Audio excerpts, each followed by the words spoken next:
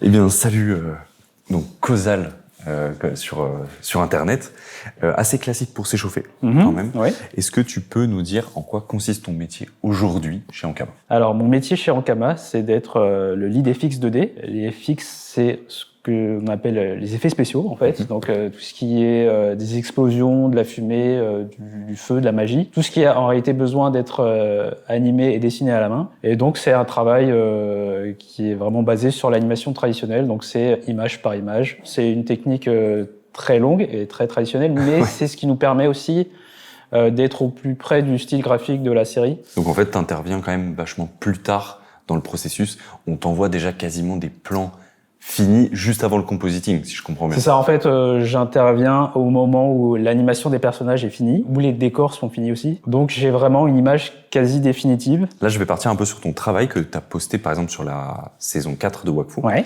Notamment l'épisode 2. Alors j'ai trouvé ça rigolo parce qu'en fait, tu as écrit FX de flamme, plan pas trop long, anime suffisamment nerveuse pour ne pas nécessiter une anime pixel près, au final que du fun. Et donc là, c'est la fameuse animation du chien... ouais, le Cerbère, ouais. Voilà, exactement. Avec les flammes. Avec les flammes. Et ça me fait rire de dire, au final, que du fun. Tu t'éclates dans la création des FX, quoi. En réalité, bon, il faut quand même un peu maîtriser, mais c'est assez fun parce que c'est quelque chose qui bouge assez vite, qui fait qu'on n'a pas toujours besoin d'être très précis, même si je suis quand même assez précis. Le truc assez drôle à faire, c'est qu'il y a un côté élastique aussi dans le feu. Ça, en réalité, c'est un truc d'animateur. Les animateurs, ils adorent les trucs un peu élastiques. Bien sûr, bien sûr. Et du coup, le feu, c'est plus drôle à animer, par exemple, que de l'eau. C'est fun aussi, mais c'est tellement un élément que tout le monde connaît qu'on peut pas vraiment tricher dessus, et c'est parfois un élément qui est assez lent. Quand c'est lent, ça demande beaucoup de dessin, il faut être très très précis, alors que sur le feu, c'est tellement vivace que de temps en temps, on peut se permettre de tricher un peu. Et puis, on peut être presque dans l'abstrait, dans l'expressionnisme. Bon, j'utilise un mot un peu... Ça va, mais il y a un côté vraiment, on se lâche dans des formes... qui sont dynamiques et expressives. T'as dit au final que du fun, j'allais dire c'est quoi qui est pas fun du coup, donc tu me confirmes c'est l'eau. Alors l'eau, ça peut être fun, mais ça peut être ultra chronophage. Ok, ouais. Là où j'ai tendance à trouver ça moins fun, c'est quand le temps de travail est exagérément trop élevé par rapport à l'impact visuel, par exemple. Ouais, okay. Ce qui peut avoir un impact visuel très fort, c'est les éclairs, typiquement. Les éclairs dans une scène sombre, souvent, ça rend très bien, et c'est des effets pas si compliqués à faire. Je peux vraiment faire des éclairs en 5 minutes, et tout de suite, je le montre à quelqu'un qui va me dire « Waouh, c'est trop bien !» Et en fait, ça m'aura pris 5 minutes, et il y a plein d'effets spéciaux où on sait qu'on va passer des heures et des heures dessus, et personne ne va le remarquer, parce que c'est des effets nécessaires à la narration, mais qui ont un impact visuel assez faible. Il y a... encore une fois, sur ton Instagram ou même ton Twitter, tu as pu poster aussi, tu vois, tous ces flux d'énergie, la bataille finale quasi dans la saison 4. C'est quoi ton workflow? Dans quel ordre est-ce que tu fais les choses?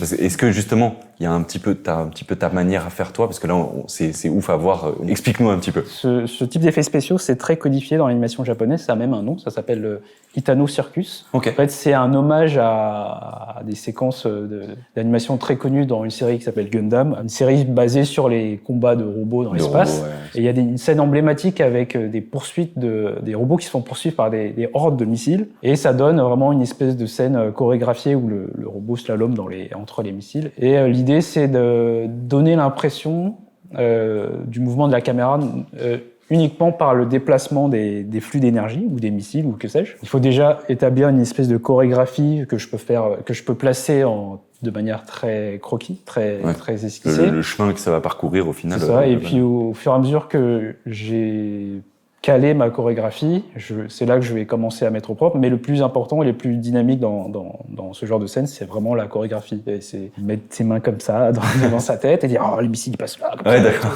Donc, t'es la caméra, en fait. C'est ça. T'es la caméra, littéralement. On a l'air un peu bête, mais il faut vivre le truc et dire « Ok, si la caméra fait ça à ce moment-là, c'est dynamique. Là, le personnage, il esquive le truc au dernier moment. Et là, on fait passer les missiles ou les flux d'énergie très près de la caméra parce qu'il faut aussi jouer sur l'espace. C'est ce qui va rendre le truc dynamique, c'est de temps en temps, les missiles partent au fond et ensuite ils reviennent vers l'avant. Ça aussi, ça fait partie des effets spéciaux qui sont assez fun à faire quand on a compris le truc. Ça peut paraître assez dur à faire, en vrai, et un peu rebutant parce que c'est tellement iconique de l'animation japonaise, ce genre d'effets spéciaux, que les gens se disent « Ah non, ça doit être trop dur à faire ». Et en fait, quand on a compris le truc, ça devient vraiment... c'est super amusant, en fait. Et typiquement, vous utilisez Là, chacun a son logiciel de préférence. Toi, tu parlais d'animation traditionnelle, tu travailles sur quoi par exemple? On utilise le même logiciel qui a été utilisé pour l'animation des personnages pour éviter de multiplier les sorties de workflow. Ouais, ok. Sur Wakfu saison 4, et ce sera le cas aussi sur Wakfu saison 5, on va utiliser Animate, que ce soit pour l'animation des personnages, que l'animation des FX. Comme ça, on n'a pas besoin d'exporter les choses. Pour les réimporter dans un autre soft. En vrai, moi, j'ai pas de soft de prédilection parce que chaque soft a des avantages et aussi des inconvénients. Il y a pour le moment pas de soft parfait. Ce que j'aime bien, en revanche, c'est quand même que le soft propose du dessin vectoriel parce que c'est quand même très pratique de pouvoir redimensionner les éléments sans que ça perde en bitmap, en pixels. Est-ce que parfois tu peux ressentir un peu une frustration dans ton travail? Je m'explique. Parce qu'en fait, les FX, je le vois un peu comme dans un groupe de musique. Ouais. Il y a plein d'éléments et il y a le batteur du groupe. Je le prends toujours comme exemple. C'est le gars qu'on va peut-être regarder le moins. Mais sans lui, vraiment, on perd tout le fond. Ça a moins d'âme, c'est moins bien. Tout est moins bien. Et est-ce que toi, tu ressens un petit peu parfois de se dire, je suis frustré, j'aimerais aller un peu plus loin dans mon travail? Ou est-ce que, justement, être spécialisé dans les effets spéciaux, c'est exactement ce que tu aimes? Moi, ma conception du travail, c'est que c'est quand même un travail d'équipe où chacun essaye à son niveau de raconter l'histoire. Sur les effets spéciaux, on a la chance d'avoir un panel de scènes très large. On peut être sur des séquences très contemplatives où on va juste rajouter quelques reflets sur l'eau. Et à l'inverse, on va avoir des scènes où l'effet spécial va vraiment prendre toute l'image et où ce sera la star du plan. Donc il n'y a pas tellement de frustration là-dessus. Surtout que moi, en réalité, j'aime bien les effets spéciaux de type grosse baston et tout. J'ai beaucoup fait, donc j'aime bien aussi découvrir des nouveaux effets qu'on n'a pas encore fait. Typiquement, un truc que j'ai pas eu le temps de faire, mais que sur Wakfu saison 4, j'aurais bien aimé faire, mais j'ai dû le confier à quelqu'un d'autre de mon équipe. Parce que c'est aussi ça le travail d'être lead, c'est de répartir le travail. C'est à un moment, il y a une séquence où il y a un personnage qui pense à son passé et il y a des gouttelettes qui ruissellent sur une vitre. Et ça, c'est un truc qui paraît simple et pas forcément intéressant, mais c'est très beau à faire en vrai. Et du coup, je me suis dit, c'est trop bien. Et je me rappelle d'un plan que j'avais beaucoup aimé dans le film Dofus. C'est une feuille qui progressivement prend feu. Et donc, il y a des bouts qui partent, il y a la feuille qui se recroqueville. Et ça, pour faire cette scène, j'avais regardé plein de vidéos YouTube de gens qui boulent du papier. Et la scène est tellement courte, c'est un peu frustrant parce que vraiment, j'ai essayé de dire, alors le papier... et ça dure une seconde. Et du coup, c'est ça qui est magique, entre guillemets, dans notre travail, c'est que ça nous permet aussi de temps en temps de se reconnecter avec notre monde, tout simplement en essayant de regarder dans notre univers comment ça marche, comment les éléments bougent, et on n'a pas un regard de physicien là-dessus, mais juste essayer de s'imprégner des images et de les retranscrire comme on peut. Pas forcément sur Wakfu, ça peut être sur Bestial, sur le projet de ton choix. Est-ce que t'as eu une scène qui t'a particulièrement marqué, que t'as aimé faire particulièrement? Après, j'ai une vidéo où on me voit dessiner. Ah, ok. Ça, c'est vraiment ce que j'ai expliqué tout à l'heure, c'est de l'image par image. Ce qu'on ne voit pas là, c'est que ma main gauche est sur mon clavier et elle met avant après. C'est ça. Et en fait, la pelure d'oignon, je m'en sers pas le moins possible, mais je m'en sers vraiment quand les mouvements sont très lents et ont besoin d'un dessin vraiment très précis, c'est-à-dire de tracer un trait entre deux traits. Mais quand les mouvements sont suffisamment amples, et justement pour privilégier plus le mouvement que le dessin, je trouve mieux d'animer comme ça, mais c'est aussi mon bagage d'animateur traditionnel sur papier où on flippait les feuilles et où on avait quand même des feuilles semi-transparentes, mais le truc c'est que je pense, après il y a plusieurs écoles, mais animer trop à la pelure d'oignon, on a tendance à plus se focaliser sur le dessin et un peu moins sur comment ça bouge. Alors que là, quand j'ai fini d'animer, en fait, il n'y a aucune surprise sur comment ça bouge parce que je l'ai vu se construire au fur et à mesure. Là où il pourrait y avoir la surprise, c'est est-ce que le timing est bon? Est-ce qu'il ne faudrait pas rajouter des images pour que ce soit plus lent? Ou à l'inverse, enlever des images pour que le timing soit plus rapide, mais en termes de mouvement, il n'y a pas de surprise sur la fin. Oui, le mouvement, ça c'est sûr, mais là, du coup, et comme tu dis, là, c'est comme si tu animais en linéaire, en fait. Oui, c'est ça, c'est ce qu'on appelle le straight ahead. Il n'y a pas de pause clé, même si en réalité, j'en ai dans ma tête. Au fur et à mesure, les dessins se rapprochent pour se traduire un ralentissement.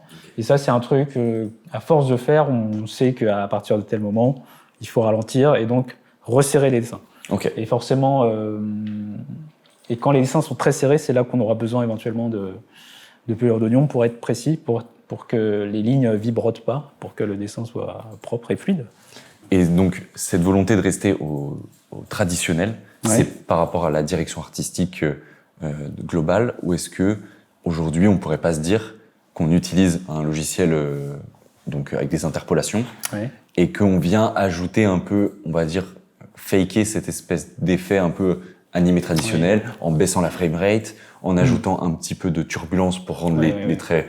Est-ce que c'est quoi ton positionnement là-dessus? En réalité, on a plein d'astuces aussi pour justement tricher sur des choses, pour typiquement les effets qui sont un peu plus dans le fond. Donc là-dessus, on va pouvoir éventuellement faire des fumées qui vont juste se déplacer, donc mettre des interpolations de mouvement, mettre quelques déformations de mouvement selon ce que le soft propose. On va casser l'interpolation en mettant une clé toutes les deux images pour donner l'impression que c'est un peu saccadé, pour retrouver un peu cet esprit 2D. Voilà, en fait, on n'est pas fermé du tout à la triche. En fait, c'est vraiment... t'appelles ça de la triche?